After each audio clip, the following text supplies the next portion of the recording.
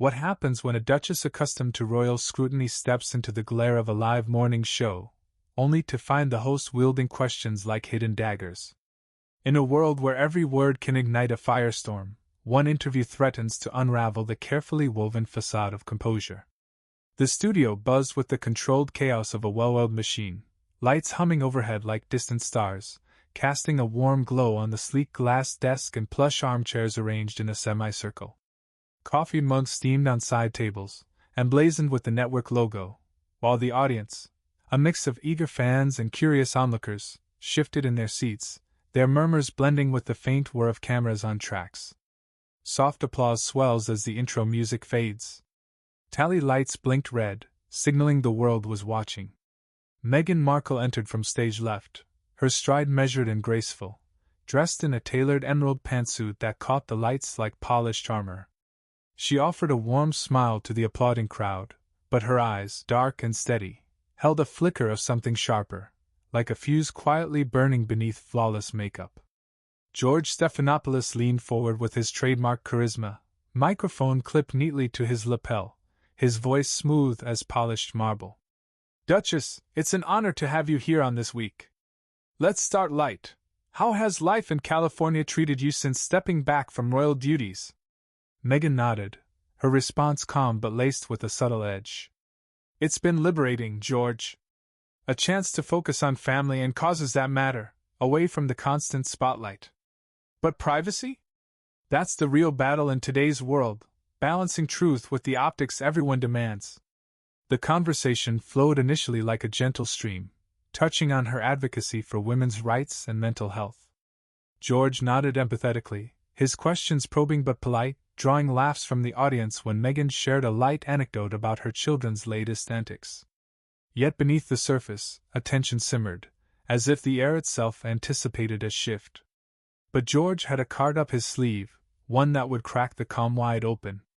As the segment progressed, George steered toward her Netflix projects, praising the storytelling before pivoting.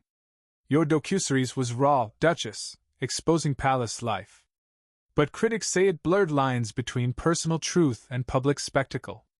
How do you respond to those who call it a betrayal?" Meghan's smile held, but her fingers tightened subtly on the armrest. "Truth isn't betrayal, George. It's liberation. When institutions prioritize image over humanity, someone has to speak up." The audience murmured approval, a few clapping sporadically. In the control booth, producers exchanged glances, one whispering into a headset.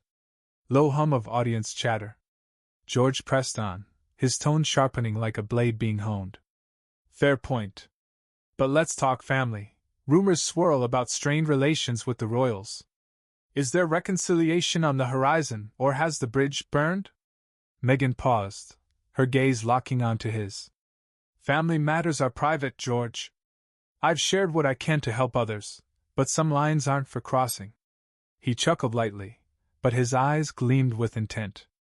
"Come on, Duchess, you're here on national TV. The public deserves transparency, don't they? After all, your platform thrives on it."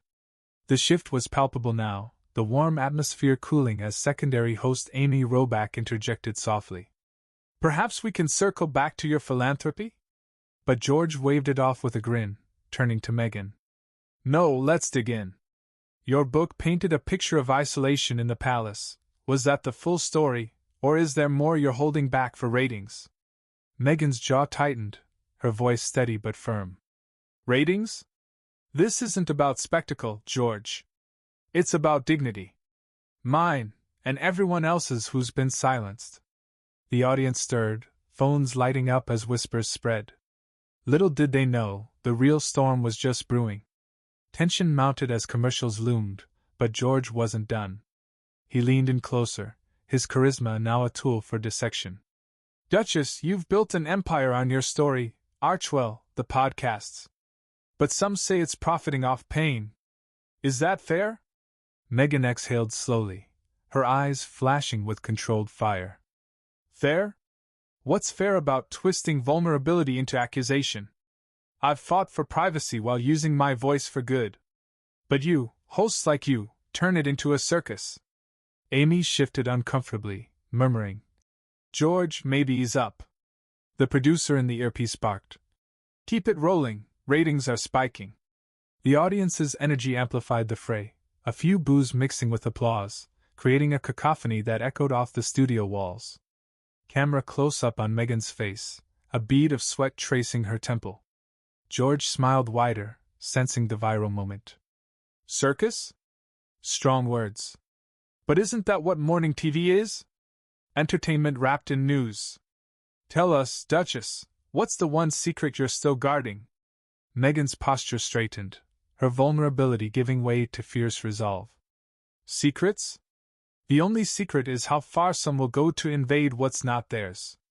As the exchange heated, Megan's words grew sharper, revealing layers of frustration long held in check. She spoke of the cost of public life, the toll on mental health, the relentless media hounding that turned humans into headlines. George countered with pointed jabs, framing her as elusive, his motivation clear. This was gold for the network, a grudge match disguised as journalism. The secondary hosts tried to mediate, one suggesting a break, but the momentum barreled forward. Audience members held their breaths, some filming covertly, the room electric with anticipation. Suddenly, Megan's voice rose, cutting through the din. Enough. This isn't an interview, it's an ambush. She stood abruptly, her chair scraping back with a sharp screech. Gasps from the audience. George blinked, caught off guard, as she reached for her mic pack. Duchess, wait, we're live! But she didn't falter, her eyes blazing as she faced the cameras directly. To everyone watching, this is what happens when dignity meets desperation. I'm done playing your game. The studio froze in stunned silence, tally lights still blinking furiously. Producers scrambled in the booth, shouting orders, while the audience erupted into a mix of cheers and confusion. Camera, panning shot across shocked faces. And then, in a move that would echo across the internet, Megan unclipped her microphone, letting it dangle like a discarded crown, and turned toward the exit. But just as her hand reached the door, George's voice boomed. Duchess, one last question. What he asked next would shatter everything. The cliffhanger hung in the air, the screen cutting to black as chaos unfolded off camera. But the real fallout was only beginning. The studio door swung shut behind Megan with a resounding thud, but George's voice pierced the air like a final arrow. Duchess, was it all worth it, trading a crown for controversy? The question hung, unanswered, as the feed cut to commercial, leaving millions glued to their screens, hearts pounding from the raw spectacle. In that frozen moment, the world outside the studio walls began to ignite, turning a morning interview into a global inferno. Backstage, chaos erupted in the dimly lit corridors, fluorescent lights buzzing overhead like angry bees. Producers barked into walkie-talkies, their faces flushed under the glow of emergency protocols. Frantic footsteps echo, papers rustling. Megan strode forward, her heels clicking sharply against the tile, flanked by her team who materialized like shadows, publicists murmuring assurances, security scanning for exits. But the weight of that last question lingered, a seed of doubt planted in fertile soil. George remained seated on stage, his charismatic facade cracking as the audience's murmurs swelled into a roar. Amy Robach touched his arm, whispering, "That was intense, too far?" He shrugged it off with a forced grin, tally light off but ego still blazing. "It's TV, Amy. Drama sells." In the control room, the director replayed the clip, already envisioning the ratings spike. Yet as Megan reached her dressing room, slamming the door, she leaned against it, breath ragged, the vulnerability she'd guarded so fiercely now exposed. Words spread like wildfire across social media, clips of the confrontation going viral within minutes, hashtags like Megan Walkout and George Ambush trending worldwide. Pundits dissected every frame, her unclipped mic drop, his parting shot. Supporters rallied, praising her stand for dignity. Detractors accused her of dodging accountability. But the real fallout was just hitting home, where privacy shattered like glass. Hours later, in the sun-drenched sanctuary of her Montecito home, Megan paced the living room, phone in hand as notifications flooded in. Harry entered, concern etching his features, wrapping her in a hug. "You were brilliant, Meg." Stood your ground. She pulled back, eyes misty. Was I? Or did I just feed the beast? That question, it cuts deep. Their children played obliviously in the garden outside, a stark contrast to the storm brewing online. Archwell's inbox overflowed with messages, some hateful, others empowering tales from women who'd faced similar invasions. Meanwhile, at the network headquarters in New York, George faced the music in a hastily called meeting.